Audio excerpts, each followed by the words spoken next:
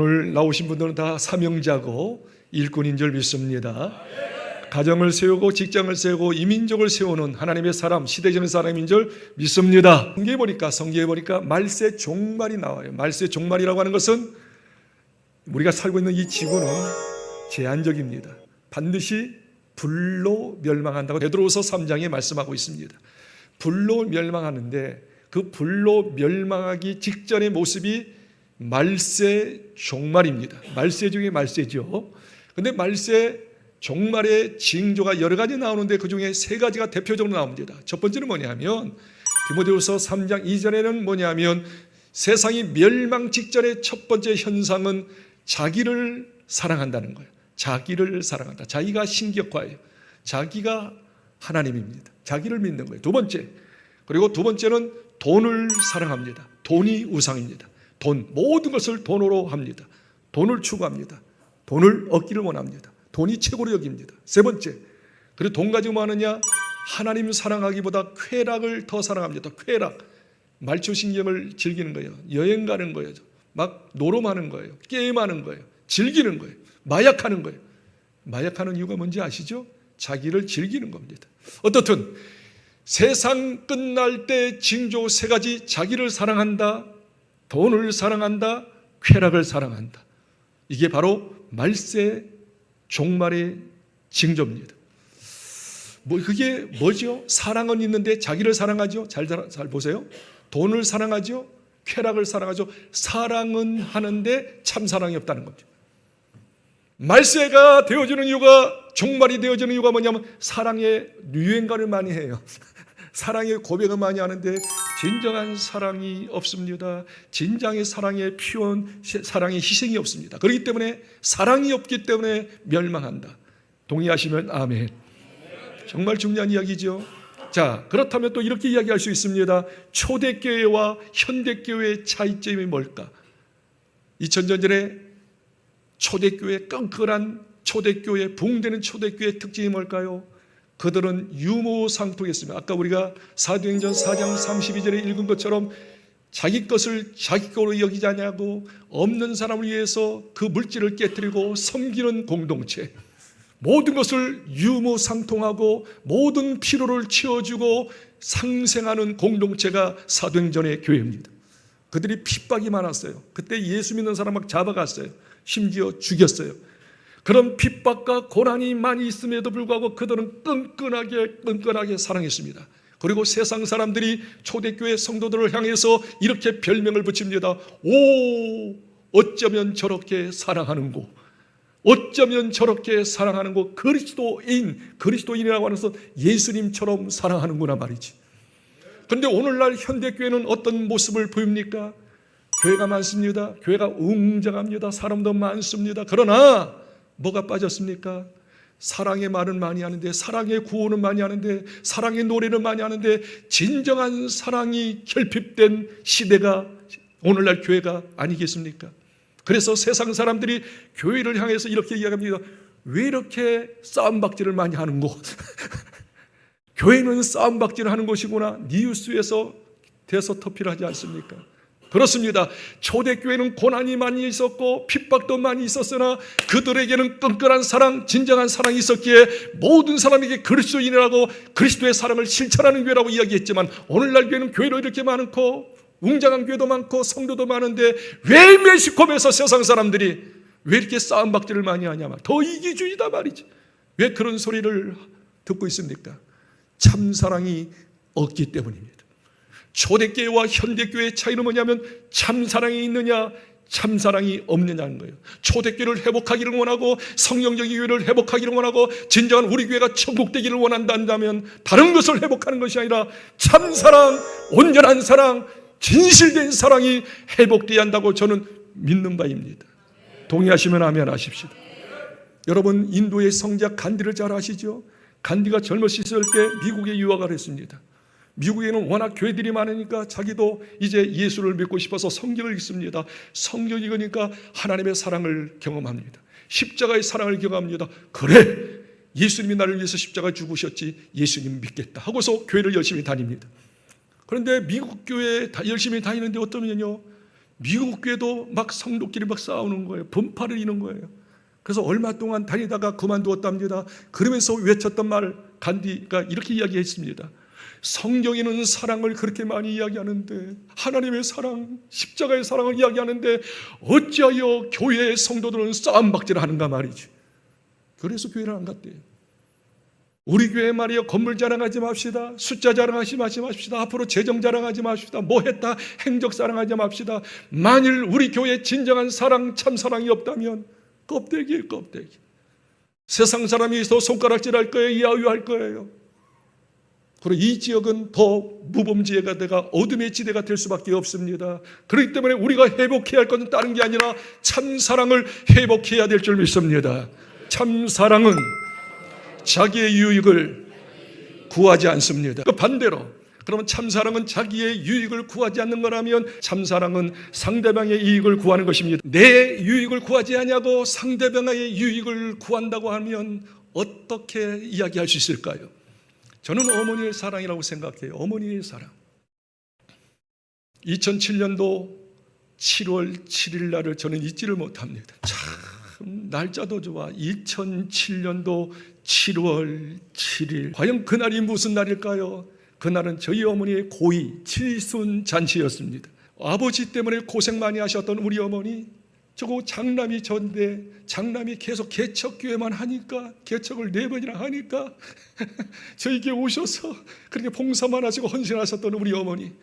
그래서 제가 겨루고 또 겨루고 칠순 잔치는 내가 내 돈 가지고 어머니의 잔치를 내가 배설해 드리리라 하고 조금씩 돈을 모아가지고 2007년도 7월 7일 날 근사한 식당을 준비해서 친인척 다 모셔놓고 거대한 건 아니죠. 좀 괜찮게 잔치를 벌이셨어요. 너무 잘 드시고 신랑 나가시고 좋아하셨어요. 그리고 끝나고 난 다음에 카운터 가서 계산을 하려고 하는데 어쩌면요, 어머니가 먼저 오셔서 다 계산하신 거예요.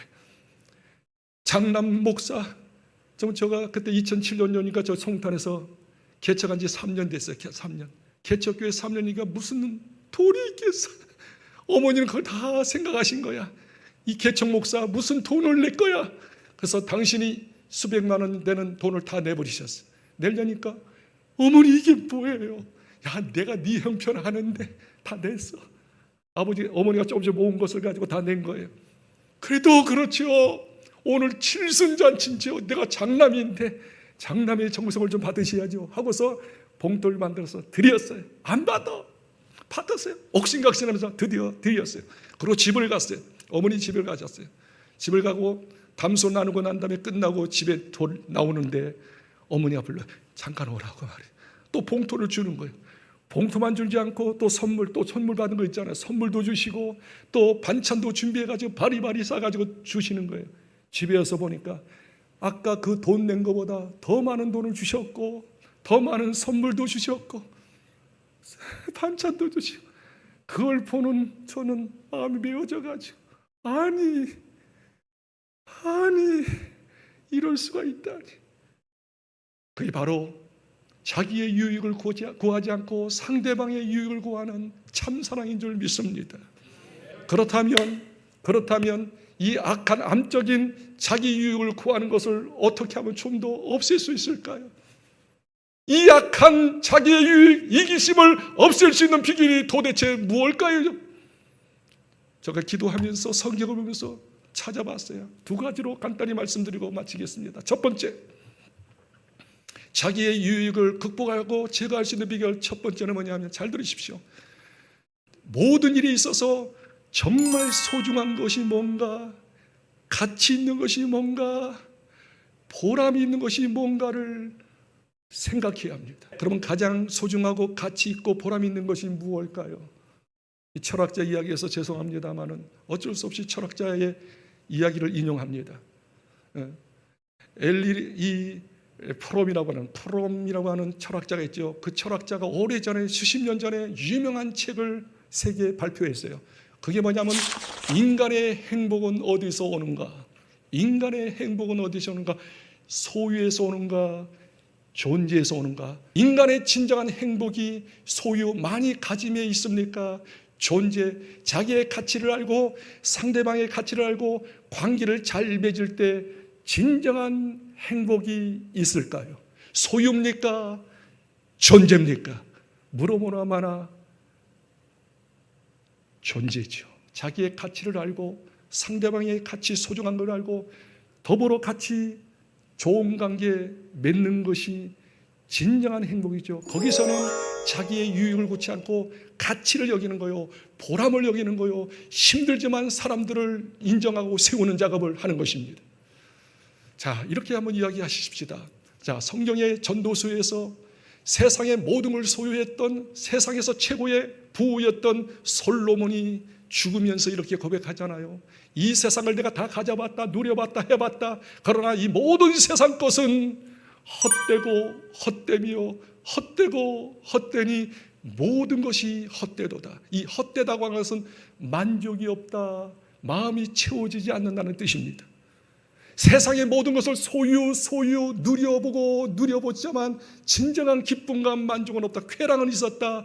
그러나 진정한 만족이 없었다. 그런데 이렇게 이야기합니다. 전도서 9장 9절에는 그래도 헛된 이 세상에서, 만족이 없는 이 세상에서 만족을 얻기를 원한다면, 행복을 얻기를 원한다면 이거다. 하나님이 허락하신 남편, 하나님이 허락하신 아내, 하나님이 허락하신 자녀들과 더불어 즐기는 것이 행복이고 복이란다. 다시 이야기하겠어요. 세상 것을 많이 소유한다고 해서 진정한 행복이 아니라, 행복을 구차히 이야기한다면 지금 있는 부부와 자녀들과 더불어 즐기는 것이 하나님이 주신 최고의 복이며 행복이라고 말씀하고 있습니다. 여러분이 왜 이렇게 자기 유익을 구합니까? 가치를 잊어버려서 그래요. 의미를 잊어버려서 그래요. 자, 이렇게 이야기하면 더 쉽게 이해가 되리라고 생각합니다. 성공하는 사람들의 7가지 습관을 쓴 베스트셀러의 작가 누구시죠? 스티븐 코비 박사. 이 코비 박사가 어떻게 하면 성공적인 삶을 살 수 있을까 하면서 두 번째 책을 쓴 것이 뭐냐면 소중한 것을 먼저 하라. 소중한 것을 먼저 하라. 그 책 중에 내용이 있는 것을 제가 잠깐 말씀드리겠습니다. 어느 날 결혼한 딸 집에 방문합니다. 근데 그 결혼한 딸이 자녀 셋을 두었어요. 아주 어려요. 유치원 다니는 꼬방꼬방 그런 어린아이들이었어요. 그러니까 항상 이 애들하고 3명이나 되니까 실갱이 합니다. 아들만 또 셋이다 보니 이 딸이 너무 힘들어하는 거예요. 그러니까 이 아버지 스티븐 코비 박사가 집에 딱 도착하니까 울상하면서 이 딸이 아버지한테 고백해. 아버지, 나 정말 속상해 죽겠어요. 속상해요. 왜 그러니까 이 애들하고 실기기 하니까 내일도 못하고 내일도 앞으로 꿈도 있는데 내일도 못하고 너무 힘들어 죽겠어요. 그렇게 원망불평하니까 코비 박사가 웃으면서 이렇게 이야기합니다. 알아, 애들하고 더불어 실기기 하지만 그 가운데서도 즐기려무나. 그 가운데서 같이 즐기면서 같이 어울리면서 같이 놀면서 장난도 치면서 즐기려무나. 지금은 잘 모를 것 같지만 앞으로 10년 후, 20년 후에 이때를 기억하며 이때가 가장 행복했다고 하는 것을 느낄 때가 오느니라. 오, 힘들어 죽겠죠. 애들하고 실기게 하니까 말이에요. 자기 일도 제대로 못하고 놀러 가지도 못하고. 그러나 같이 즐기는 거예요. 소유는 못할지라도, 자기의 것을 얻지는 못할지라도 같이 어떻게 해요? 가치를 인정하고 소중한 걸 인정하고 의미를 인정하며 같이 더불어서 이야기하고 장난도 치고 울기도 하고 웃기도 하고 그렇게 즐기는 그 자체가 결국 가장 소중한 것이다란다. 첫 번째는 자기 유익을 구하지 않을 수 있는 비결은 가치 있는 것을, 의미 있는 것을, 보람 있는 것을 추구하십시오. 한 가지 더 이야기하고 마치겠어요. 자기 유익을 극복할 수 있는 비결은 뭐냐면, 한번 따라합시다. 하나님의 은혜를, 그게 하나님의 은혜를 기억하십시오. 요한복음 3장 16절 말씀은 여러분 그냥 쉽게 암송하는데 여기는 하나님의 사랑이, 하나님의 진한 사랑이 스며들고 있는 거예요. 한번 읽어봅시다. 요한복음 3장 16절 시작. 하나님이 세상을 이처럼 사랑하사 독생자를 주셨으니 이는 그를 믿는 자마다 멸망하지 않고 영생을 얻게 하려 하심이라. 아멘. 여기 보십시오. 하나님이 세상은 우리 저와 여러분 죄인들을 말합니다. 지옥 갈 수밖에 없는, 멸망받을 수밖에 없는 형편없는 죄인들, 저와 여러분을 말해요. 하나님이 죄인들을 이처럼 사랑하사, 그 다음 말이 중요해요. 독생자를 주셨으니, 죄 없는 예수님 주셨다는 걸 그냥 보내주시는 성육신만 아니라 우리의 죄 때문에 우리 죄를 없애기 위해서, 우리를 천국 보내기 위해서, 하나님 자녀 삼기 위해서 십자가에 대신 죽으셨도다. 이게 바로 자기의 유익을 구하지 아니하고 죄인된 저희들을 유익을 구하는 거예요. 저희들을 살리기 위해서, 저희를 구원하기 위해서 가장 귀하신 예수님 죽이시게 하신 거예요. 십자가에 저주받게 하신 거예요. 예수님 죽이고 우리 살렸어요. 여러분이 이렇게 예수 믿고 제사 받고 하나님 자녀 되고 집사님 되고 권사님 되고 목사님 되고 하나님 자녀 되고 천국 갈 수 있는 이 사실, 그냥 우연히 된 게 아니에요. 하나님이 유익을 구하지 않고, 당신의 유익을 구하지 않고 우리의 유익을 위해서 가장 귀하신 예수님 죽으시게 하신 거예요. 할렐루야.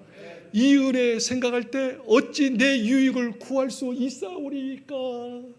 더 중요한 것은 여러분 이렇게 살아있는 거 기적인 줄 믿으시길 바랍니다. 하루에도 수많은 사람들이 교통사고, 암에 걸리고 등등등 문제에서 이 세상 떠나는 사람이 한두 사람이 살아있다는 거, 여러분의 힘으로 살아있습니까? 여러분이 건강 잘하고 잘 먹고 그래서 여러분 살아있습니까? 아니올시다. 누가 죽고 싶어서 죽습니까? 살아있다는 거, 햇빛이 비춰집니다. 비를 주십니다. 공기를 주십니다. 이 모든 것이 우리의 힘으로 된 겁니까? 하나님이 거저 주시는 선물 아닙니까? 살아있다는 그 자체는 여러분의 힘과 능력으로 된 게 아니에요. 전적인 하나님의 은혜, 선물인 거예요.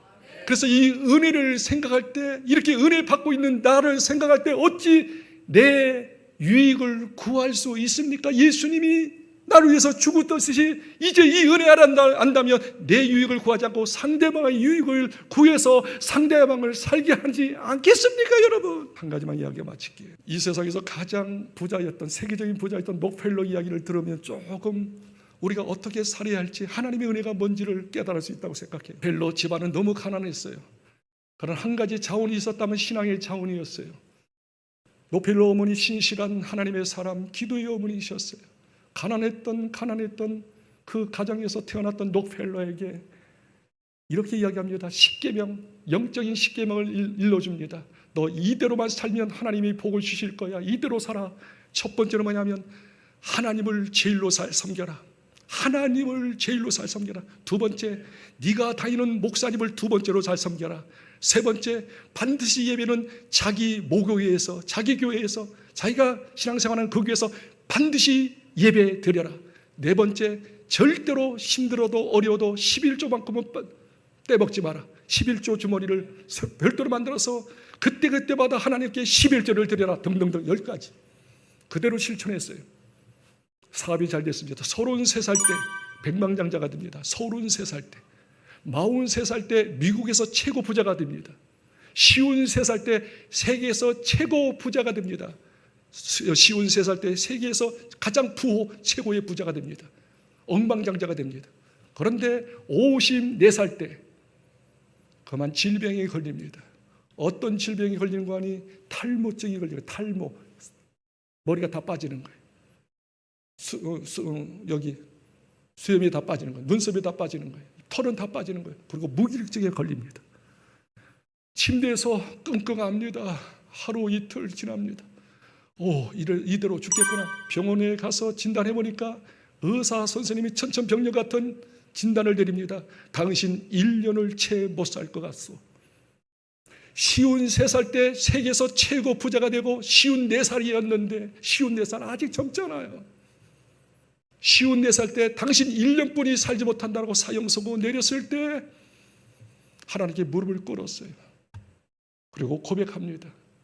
이 모든 재산 내게 아니고 하나님 겁니다. 내가 죽으면 내가 싸고 하지 못합니다. 하나님이 주셨으니 하나님 것입니다. 하나님 것입니다.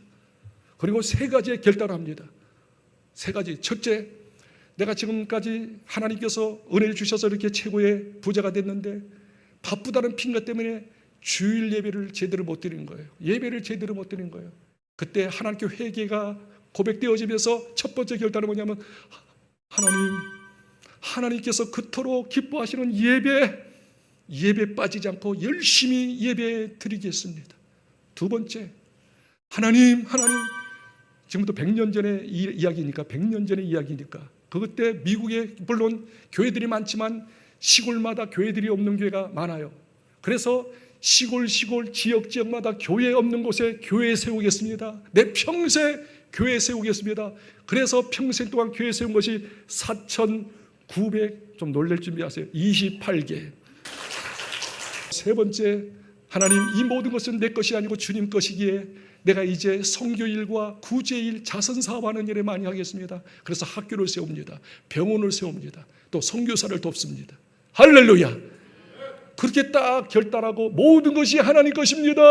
그동안은 자기의 유익을 위해서 살았는데 아프고 죽을 지경에서 이 모든 것이 내 것이 아니고 하나님 것인 줄 알고 하나님께 올려드립니다. 하나님께 드립니다. 다른 사람의 유익을 구하니, 하나님의 영광을 구하니 어떻게 된지 알아요? 건강이 회복되었어요. 탈모 쪽에서 완전히 고침받고 54세 때 그런 일이 있었는데 98세까지 살게 되어졌답니다. 박수로 감사합시다. 할렐루야. 결론, 겉으로는 선하게 보이고 여러분을 정말 잘하게 하는 것처럼 보이지만 마음속에 속셈을 다해서 내가 이만큼 했으니까 너도 이만큼 해야지 안 하는 순간 배신감을 느끼잖아요. 불신을 느끼고 미움감. 그래서 당신 이게 뭐야, 이렇게 하는 저와 여러분의 속성, 그런 마음을 어떻게 개조시킬 수 있을까요? 가치를, 소중한 것을, 의미를 더 추구하십시오. 그리고 모든 것이 지금 내가 살았다는 것은 하나님의 전적인 은혜입니다. 여러분이 잘났었던 게 아니에요. 여러분 결혼한 거, 자녀 있는 거, 그래도 직장 다니는 거, 이렇게 예수 믿는 거 모두 다 하나님의 은혜입니다. 하나님의 은혜를 보답할 수 있는 비결은 이제는 나의 유익을 구하지 않고 상대방의 유익을 구할 때, 그때 진정한 행복과 건강과 축복이 넘쳐나게 될 줄 믿습니다.